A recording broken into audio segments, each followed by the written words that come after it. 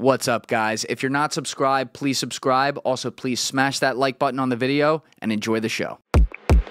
So on a Thursday morning, I walk into the football offices and I tell our football coach, I said, hey, I'm not going to be able to play in the game this Saturday. You know, he's like, don't worry, you weren't going to play anyways. But right. But I'm like, yeah, I'm going to get deployed. And he looks at me and he goes, shut the fuck up. That's what he says to me. Right. Now, the one problem with telling him on that Thursday morning was literally the night before we had played a prank on this same coach and told him that our star running back had gone to the train station and was going home and he was quitting college. Like we were like fucking with him. So he was not in the mood to joke around, right? Because he had been pissed the night before that we were playing with him. And I was like, no, I'm serious. Like when I walk out of this office, I'm going up to the dean's office and I'm withdrawing from school. And he was like, what? Wait, how does that work? Like withdrawing from school or just saying like, hey, I have to go so serve, basically but I get what to you come do back. is, so there's a federal protection. If you're a veteran, you get deployed, the school can't not let you come back. Understood. Right? So, but you have to withdraw. You have to let them know, hey, I'm not going to be in classes and stuff. Like I'm not going to be attending. Got it. And so I walked up, deans, the management at Bucknell was incredibly gracious. They understood. They said, okay, great.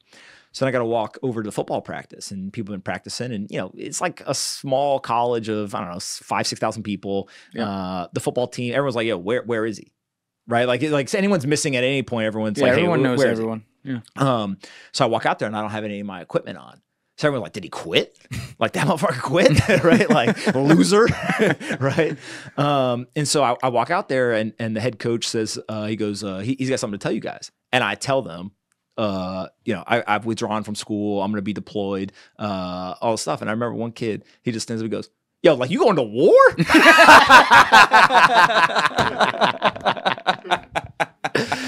Yeah, I mean, yeah, that's to put it bluntly, yes. Like that's what we're doing. And so the next morning, I remember I went to the locker room. They were leaving for an away game. And it's raining outside. I'm like saying goodbye to them. I literally don't know if I'm going to see these people again, right? And it was like emotional. It was weird, right? You're like I think I'm at this point, I'm probably 20 years old. And you're like saying goodbye to other 20-year-old dudes.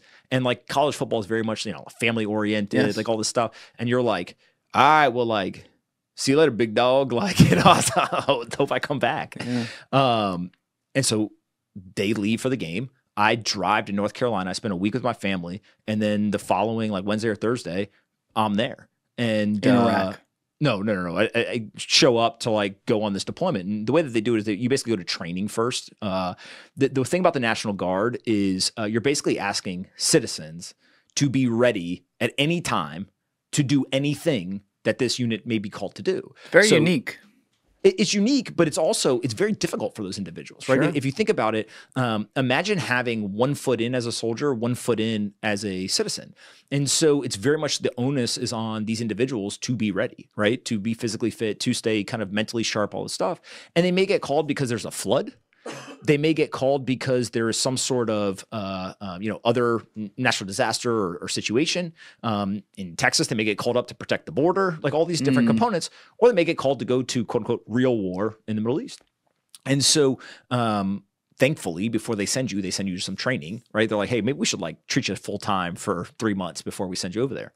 And so we went through a bunch of training. When you're going through the training, frankly, it kind of feels like you're playing, you know, cops and robbers in the woods a little bit, like, right? They're like, they're shooting at you. You're like, well, I know they're not shooting. Like, like that's a fake gun. Shut up, Jim.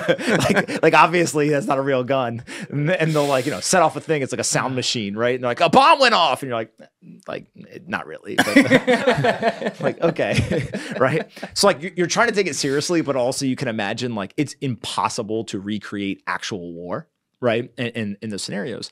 But and we can talk about it later, when we get to Iraq, that training saved our lives multiple times. And so even though we were fucking around and you kind of looked at it as, you know, hey, this is stupid, right? Like kind of like the cops and robbers in the woods, you know, type mentality.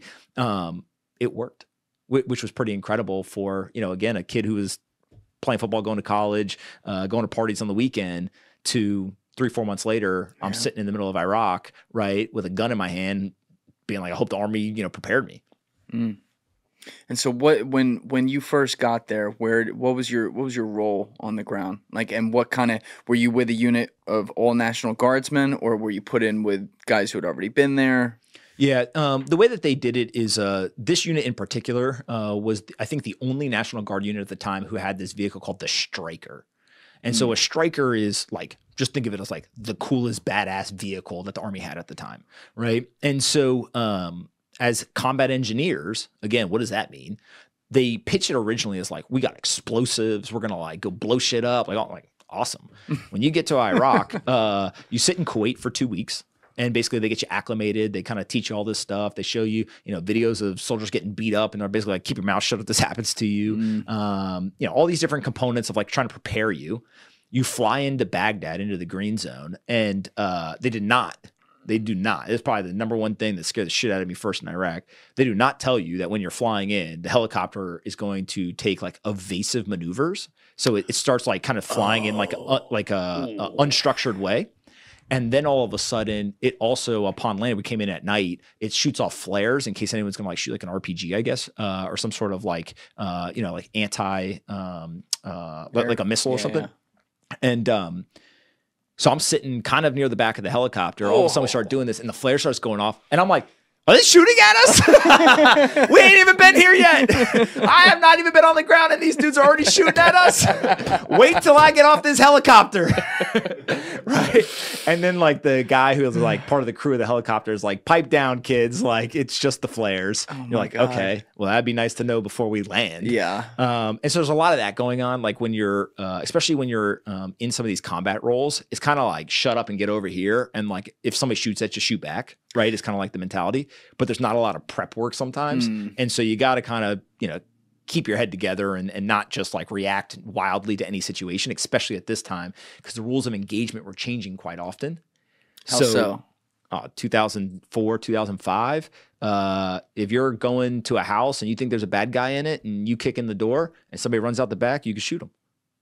It's a target house. Somebody's escaping. Guys, if you're still watching this video and you haven't yet hit that subscribe button, please take 2 seconds and go hit it right now. Thank you. The first time that anyone got blown up in Iraq, we saw guys running through a field at 3:30, 4 o'clock in the morning with guns, and we had to call for permission to shoot. Like, I don't think they're getting coffee. Yeah. Right? A bomb just went out. They just tried to kill somebody. They're running through the field that obviously the detonation device came from with guns. What do you think they're doing? I had to call for permission, and I remember the gunner of our vehicle called and got asked 3 or 4 times, "Are you sure they got a gun?" Like, motherfucker, I see they got a gun. I got night vision and thermal imaging on my gun. Yeah. They definitely got guns. Do I have permission to fire? And so you can imagine the difference between, one extreme, which is pretty much anything goes. It's like, quote unquote, real war. Right. And we are invading a country.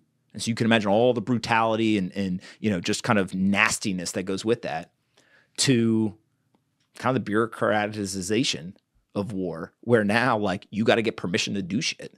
And so you can imagine, like, why do we end up in the situation we're in some of these wars? Well, like, if you train people with a skill but don't let them use the skill, not really going to get the result you want. Yeah. Now, you said in there, you mentioned when you're coming in the green zone, there was a movie literally called that with Matt Damon. But can you explain that to people? Because this is kind of like a forgotten part of what Iraq was like once we got in there. That's very fascinating to me. Green zone is basically like the safe area. Think of it as like our most fortified position in Iraq. It was in Baghdad, and it would be nearly impossible for someone to get inside the green zone who wasn't supposed to be there. Lots of checks and security and all this kind of stuff. And so the green zone also, when you have a very fortified position, and we talk about position, we're not talking about like a square block. We're talking about like we took over the heart of Baghdad, essentially, right? And we have the full might of the U.S. military, both the Army and other armed forces, protecting this area. That is where you are going to take off from. You are going to land. That is where you're going to resupply. That is like the heartbeat of U.S. operations in all of Iraq. And so from there, you then have outposts, which are areas that people may be. Some of them are very large bases. We were based out of one called Camp Taji. literally there was a swimming pool on the base. Thank you for watching the video, guys. If you haven't already subscribed, please smash that subscribe button and check out this clip's full podcast episode by clicking here or in the description below.